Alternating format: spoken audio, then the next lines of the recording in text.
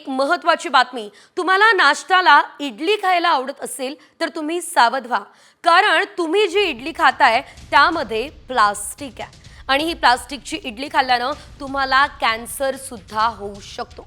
इडली आणि डोसा हे खूप चांगले ब्रेकफास्ट फूड मानले जातात, पण आता इडलीबाबत अनेक प्रश्न उपस्थित झालेले आहेत। कर्नाटक राज्यातील 52 हॉटेल्समध्ये इडली बनवण्यासाठी पॉलिथिन पेपर वापरल्याचं समोर आलंय।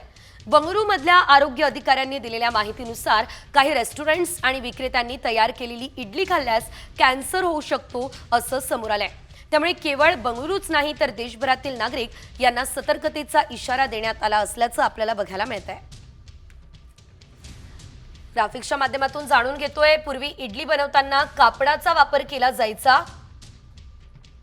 इडली बनवण्यासाठी कापडाऐवजी मात्र आता पॉलिथिन प्लास्टिक पेपरचा वापर केला जातोय।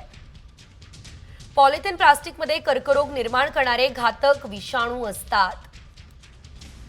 उन्हाळ्यात हे प्लास्टिक रसायन सोडतं आणि त्यामुळे कॅन्सरचा धोका उद्भवतो।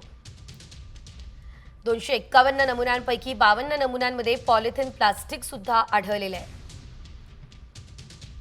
त्यामुळे आता इडलीमुळे तुम्हाला कॅन्सर होण्याचा धोका असल्याचं सध्या तरी सांगितलं जातंय।